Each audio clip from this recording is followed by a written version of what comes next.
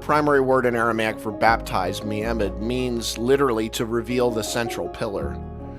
Funny enough, people have this idea, like there's this sort of modernized idea of baptism, that it's one of two different things. One, it's washing away sins, which is actually not correct.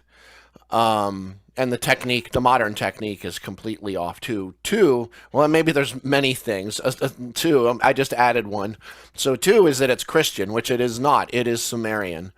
And three, and there's so much more I could say about that, but three is that in baptism, you're initiated into something.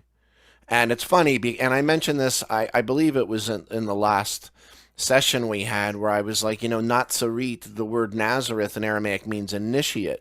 But what it really means is to initiate.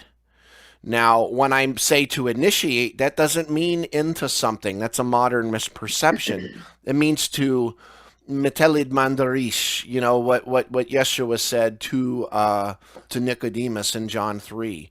To not be born again, no. Born from Reish, the head, which, not physically the head. So how do I do? I'm going to be born out of my own ear? No. Does it mean the crown chakra is going to open? No, not actually, no. That's nice symbology, but no.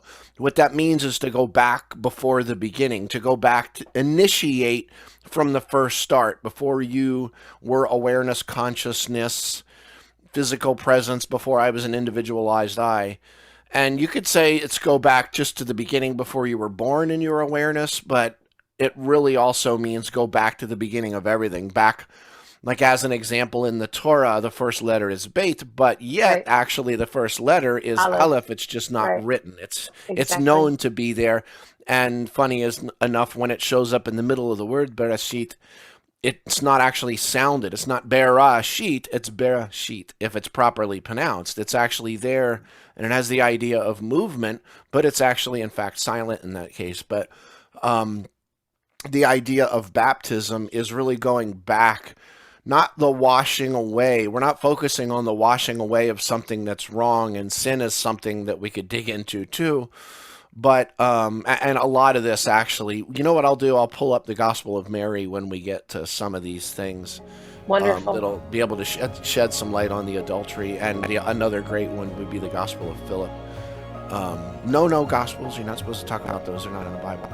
But this idea of Please do. The baptism revealing the central pillar, where, well, I don't want to go too far into this, but there's so much in the temptation in the desert. It's a literal vision quest.